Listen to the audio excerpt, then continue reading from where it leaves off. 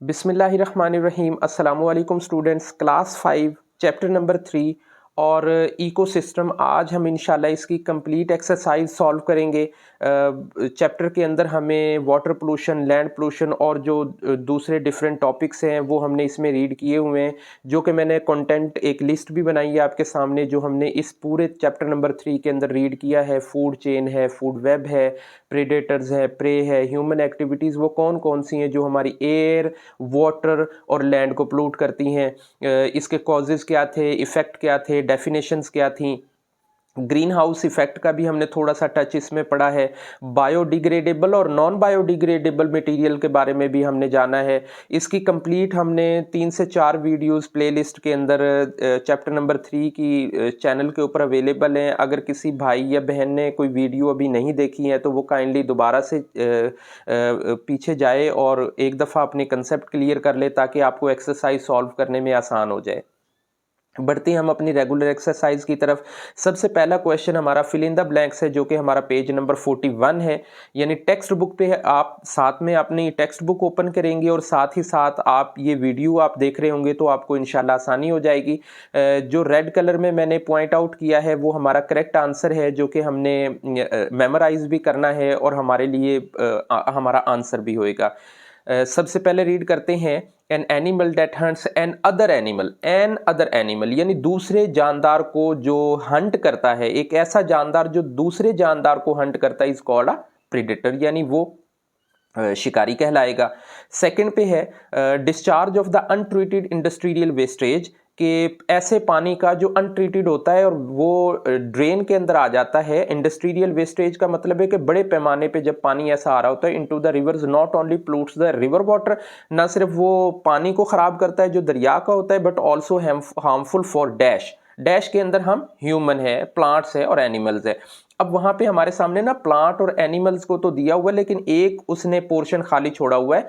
हमने परेशान नहीं होना कि भाई प्लांट भी इफेक्टेड हो गए, एनिमल भी हो गए, तो अब तो बाकी कोई रह ही नहीं गया। लेकिन भाई देखें, जो फूड चेन है, उस फूड चेन के अकॉर्डिंग अगर कोई मछली वहां से इन्फेक्टेड होएगी और उसे इंसान खाएगा तो ह्यूमन भी इफेक्टेड होएगा।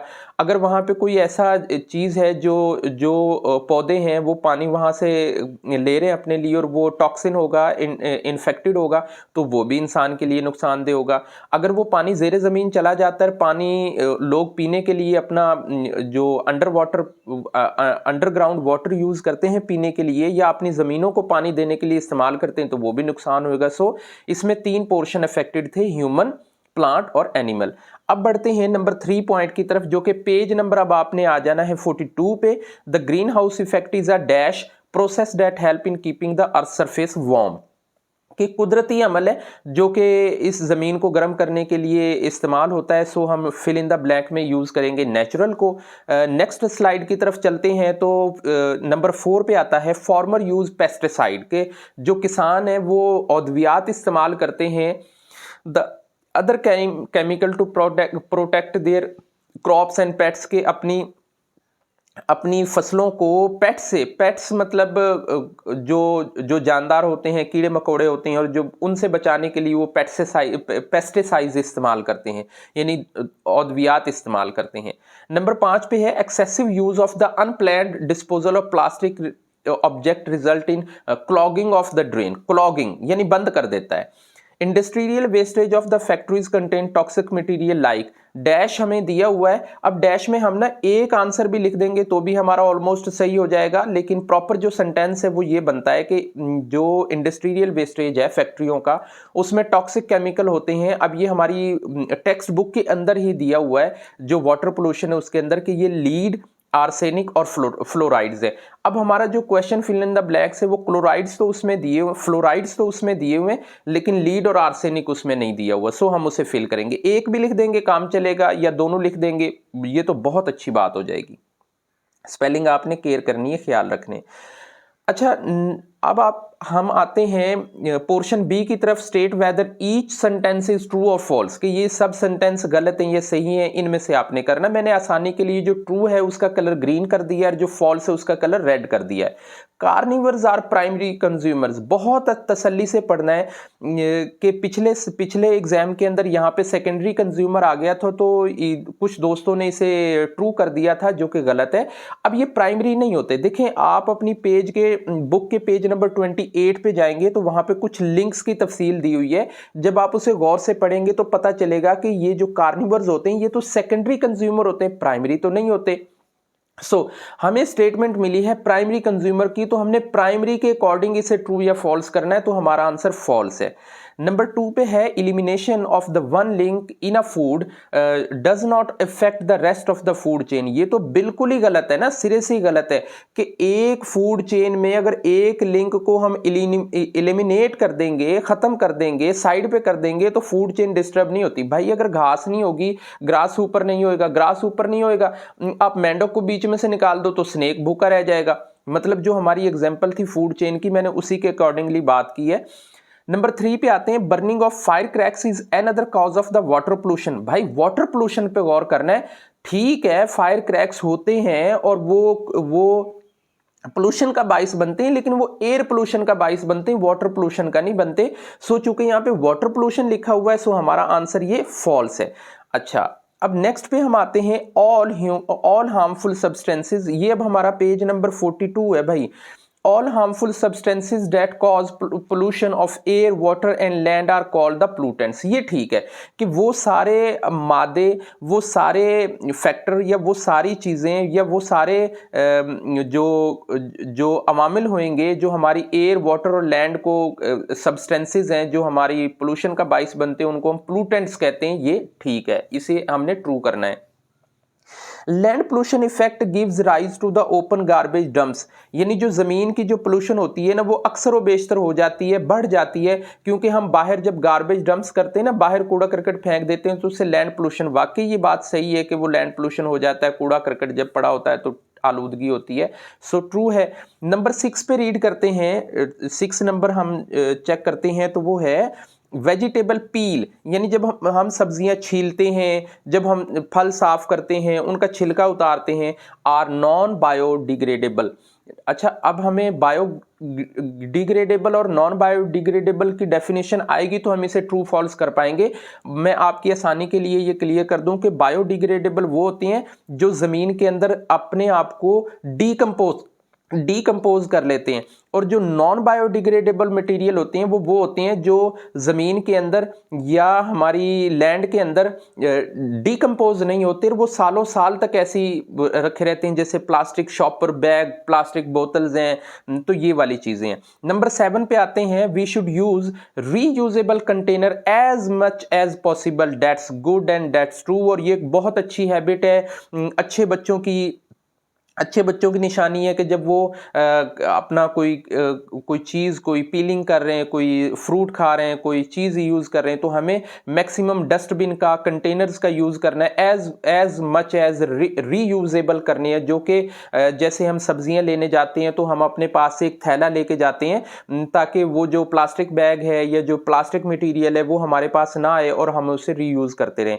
सो ये हमारा ट्रू है। नेक्स्ट हम पोर्शन चलते हैं, सी है, match the column of the page number 42। अच्छा, इसका मैं थोड़ा सा आपको क्लियर कर दूं, इसमें ना जो लास्ट में हमारे पास 6, 7, 8 और 9 है, हार्बिवर्स, कार्निवर्स, ओमनिवर्स और स्कैंजुअर्स, ये हैं।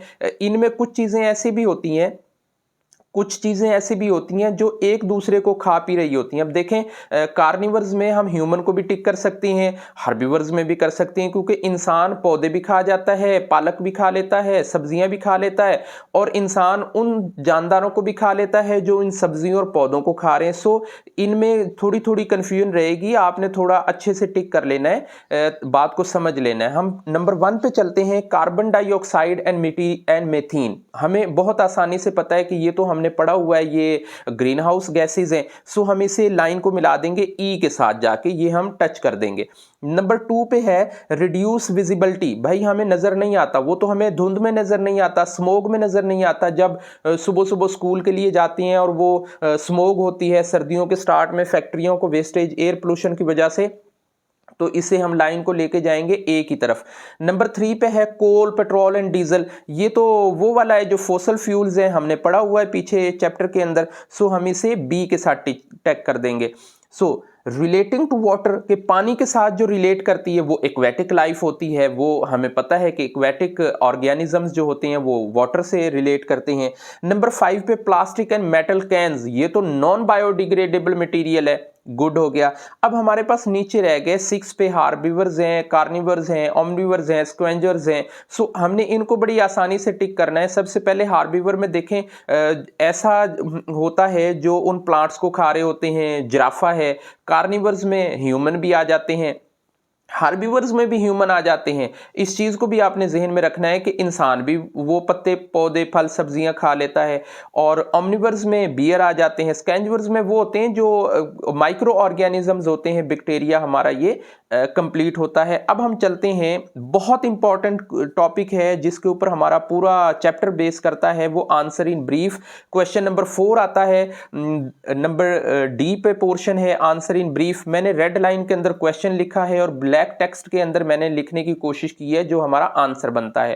क्वेश्चन नंबर 1 है what is the food chain, के फूड चेन क्या है। Give an example of the food chain on land, कि अपने ज़मीन पे रहते हुए, ज़मीन पे ऑन ग्राउंड रहते हुए आपने हमें एग्जाम्पल देनी है जिसमें हमें पता चले कि फूड चेन क्या है। सबसे पहले हम डेफिनेशन लेते हैं। अ food chain is a sequence of organism, कि ये एक तरतीब होती है कुछ ऑर्गेनिजम्स की, which each organism eat one below in the chain और इट्स चेन, के वो अपनी चेन के अंदर अपने से पीछे वाले मेंबर को खा रहा होता है। जैसे हमने ग्रास को लिया, वो खा रहा है, ग्रास ऊपर इस ग्रास को खा रहा है, फ्रॉग ग्रास ऊपर को खा रहा है, उसके बाद स्नेक फ्रॉग को खा रहा है, एंड हॉक उसे खा रहा है। सो ये हमारी एक एग्जांपल भी हो गई, हमारा सेकंड पार्ट हो गया, और फर्स्ट पार्ट में हमारी इसकी डेफिनेशन हो गई। अब हम आते हैं क्वेश्चन नंबर 2 की जानिब। व्हाट इज प्लूटेंट्स, प्लूटेंट्स क्या होते हैं। बेसिकली ये वो सब्सटेंसेस होते हैं जो एयर वाटर और लैंड का बाइस बनते हैं, वो substances. So pollutants are the substance that cause pollution in air water and land. हमारा क्वेश्चन कंप्लीट हो गया। नंबर 3 पे हम चलते हैं। अच्छा, क्वेश्चन शॉर्ट के अंदर ना जब आप आंसर दे रहे होते हैं तो आपने ख्याल रखना होता है मुख्तसिर और कॉम्प्रीहेंसिव किस्म का छोटे से छोटा रिलेटेड आंसर। रिलेटेड, अगेन मैं बता रहा हूं कि रिलेटेड होना चाहिए। वो उस सीक्वेंस से हटके नहीं बात हो कि भाई बात आपसे पूछा क्या जा रहा है और आप उसकी एग्जांपल कुछ और दे रहे हैं। अब जैसे मैं आपको क्वेश्चन नंबर 1 की तरफ रखता हूं, उसने पूछा ऑन लैंड। ये नहीं है कि आप इक्वेटिक लाइफ की कोई एग्जांपल दे देते कि वो जो मछली होती है पानी के अंदर की जो एग्जांपल दे देते तो आपका क्वेश्चन बी पार्ट का रॉन्ग हो जाना था। नंबर 3 पे जो पूछा जाए उसी का आंसर देना है। नंबर 3 पे है name the different type of pollutions. हमने पढ़ा हुआ है भाई, ये तो एयर पोल्यूशन होती है, वाटर पोल्यूशन है, लैंड पोल्यूशन है, नॉइज पोल्यूशन है, something is there are different type of pollutions are the next. Screenshot ले लें ताकि आपको याद करने में और चीजों को मैनेज करने में आसानी होए।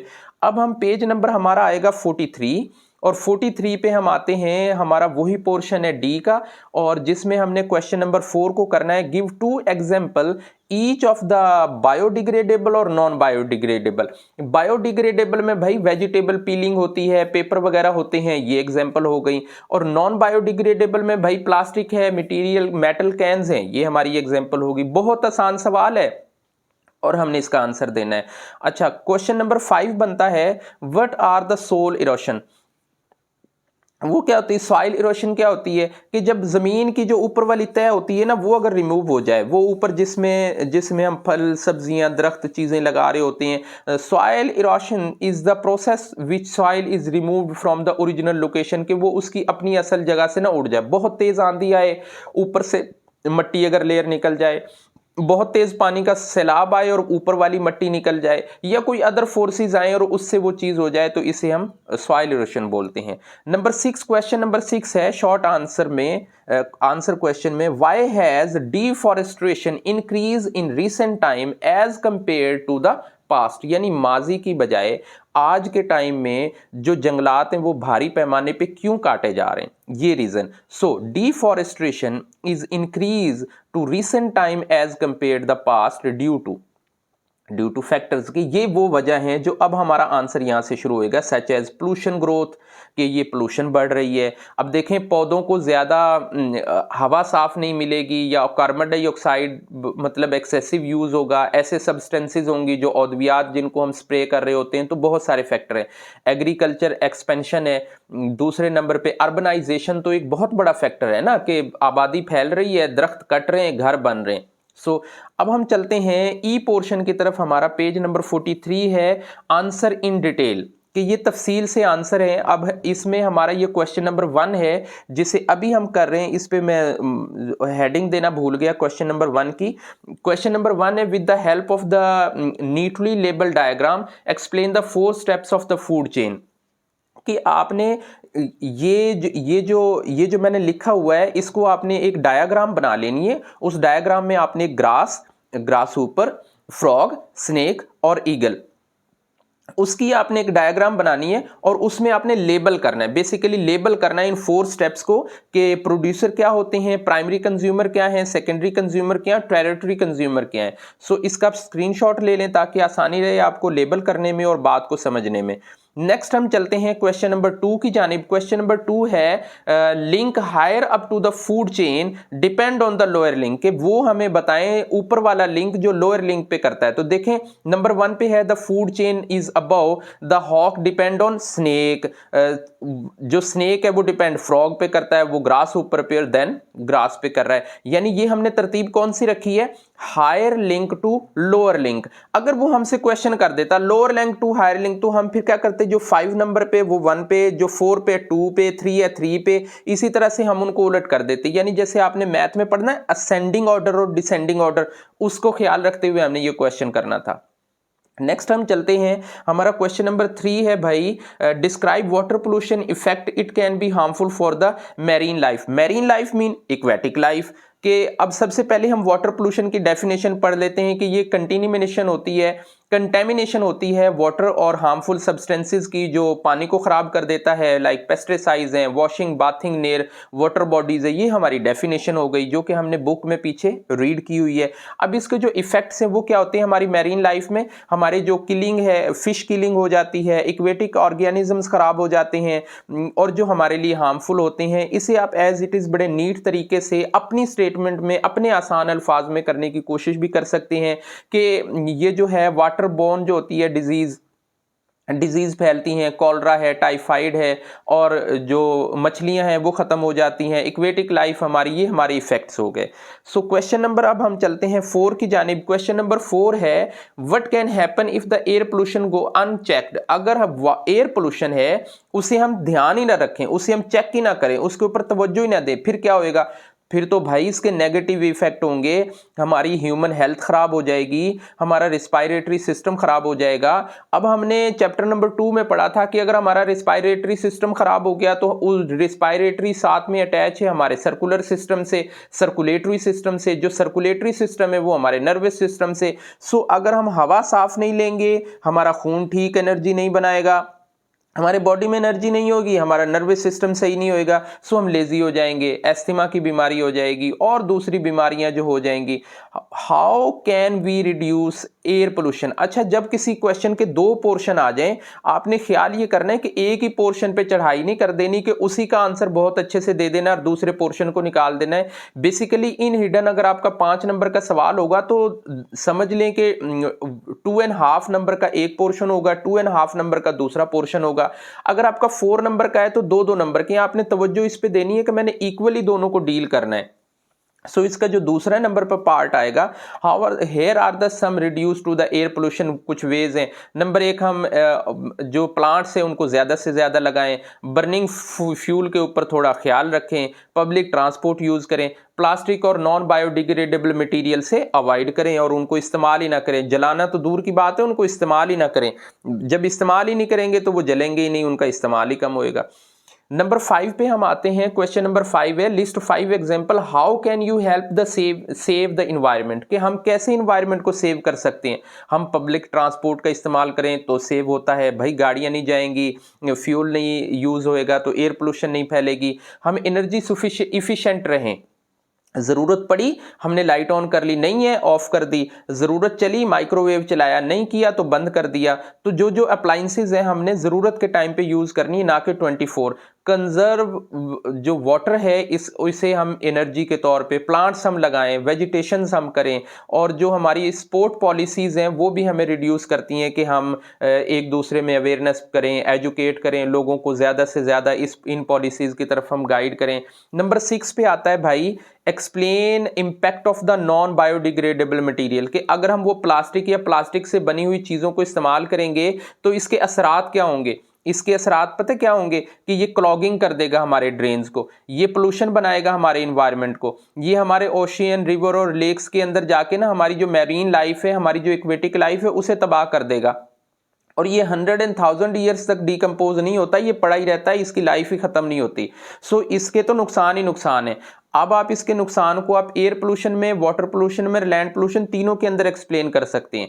इसका स्क्रीनशॉट ले लें, सवाल अहम है और हमें ये याद करने में आसानी रहेगी। नेक्स्ट हम चलते हैं क्वेश्चन नंबर 7 की तरफ, explain how we can reduce the plastic pollution. कि जो क्वेश्चन नंबर 6 था तकरीबन ये समझ लें कि उसी का एक बी पार्ट है। हमें ये पता है कि ये जो केमिकल्स हैं ये हार्मफुल हमारे इन्वायरमेंट के अंदर आ जाते हैं। So chemical can contain the food और water, contaminate the food and water, के हमारी खुराक और पानी को ये ख़राब कर रहा होता है, हमें हेल्थ इश्यूज़ पैदा कर रहा होता है, हमारी मैरीन लाइफ को ख़राब कर रहा है, हमारी वाइल्ड लाइफ को ख़राब कर रहा है। सो इसके अल्टरनेट ये हैं कि हम बायोडिग्रेडेबल मटीरियल का यूज़ करें और नॉन बायोडिग्रेडेबल मटीरियल्स का लेस यूज़ करें। अच्छा, अब ये बायोडिग्रेडेबल कम नुकसानदेह होते हैं और नॉन बायो हमें ज़्यादा नुकसान देते हैं। सो अब हम क्या करेंगे कि for example we can reuse, यहाँ से हमारा जो है ना क्वेश्चन प्रॉपर शुरू होता है। We can reuse the shopping bag, कि हम बजाय इसके कि नए नए शॉपिंग बैग यूज़ करें, हम उनको बार बार यूज़ कर लें। शॉपिंग कर रहे हैं, वाटर बोतल का ही इस्तेमाल हम बार बार रिफ़िल करके कर लें। कॉफ़ी मग्स जो हैं हम अपने बजाय इसके कि प्लास्टिक के या वो जो डिस्पोजेबल होते हैं वो यूज़ करने के, हम प्रॉपर अपना वो यूज़ करना शुरू कर दें। प्लास्टिक बैग और बोतल और इन कप्स वगैरह को अवॉइड करें। We can all help to reduce the pollution by avoiding the same objects whenever it's possible, कि जब भी हमें ज़रूरत पड़े हम इनका कम से कम इस्तेमाल करें, सो होगा। अल्हम्दुलिल्लाह चैप्टर नंबर 3 हमारा कंप्लीट हो चुका हुआ। मेरी कोशिश रहेगी कि इसी तरीके से हम अपनी रूटीन को आगे बढ़ाएं।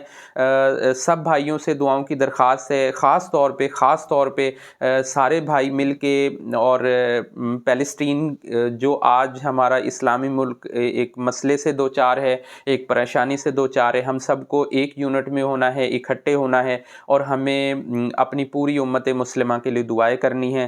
तब तक के लिए अल्लाह हाफिज़, अपना ढेर सारा ख्याल रखिएगा।